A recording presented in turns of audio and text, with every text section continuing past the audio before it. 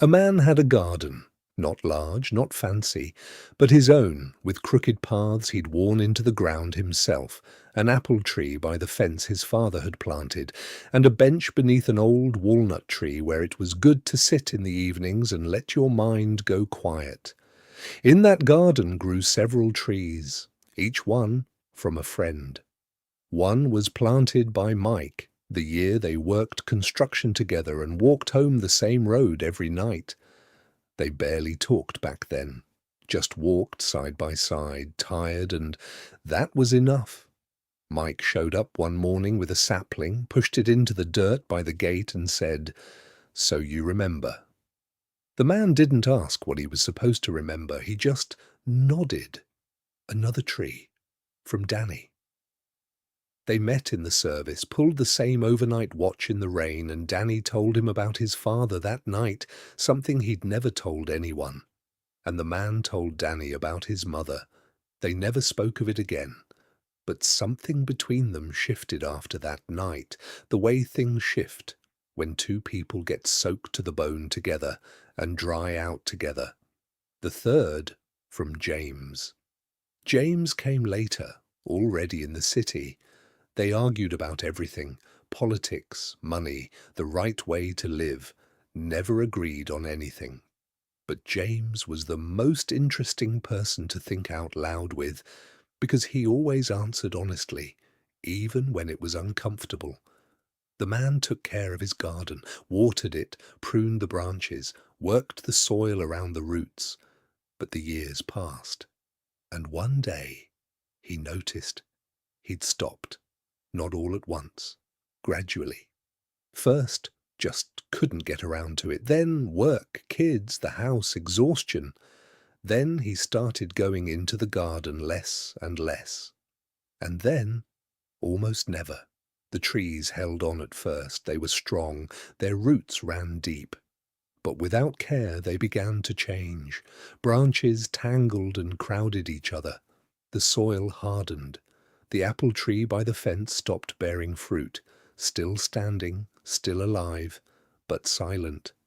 And on one ordinary day, nothing special about it, the man walked out into the garden and saw that Mike's tree had died. He stood in front of it for a long time, thinking, when? When exactly did this happen? There had been no storm, no disease, no hard freeze.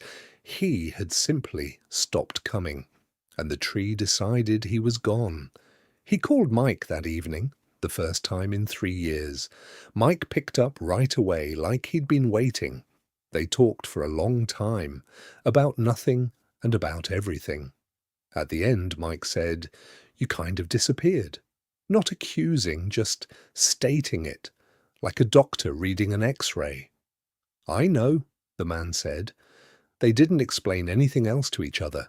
The next morning the man went out into the garden early. He grabbed a shovel, started working the soil around Danny's tree.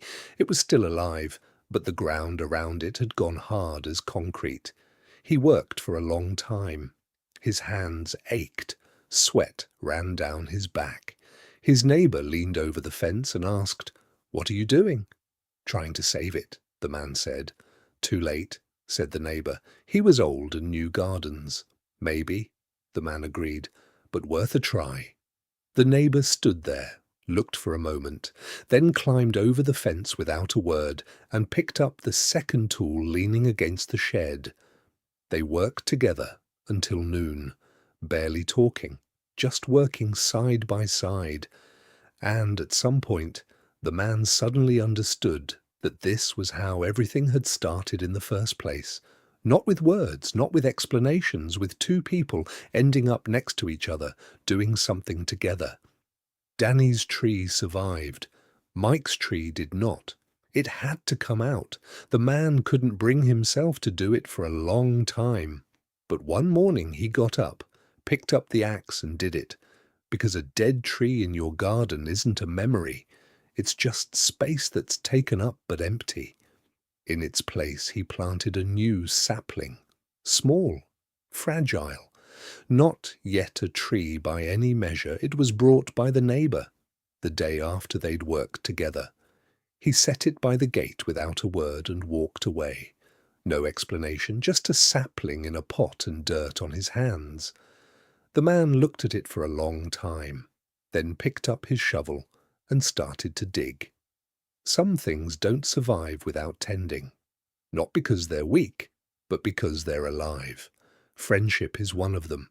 It doesn't ask for much, it asks for presence, not perfect, not constant, but real. A garden doesn't keep itself. No garden keeps itself. The only question is, when did you last pick up a shovel?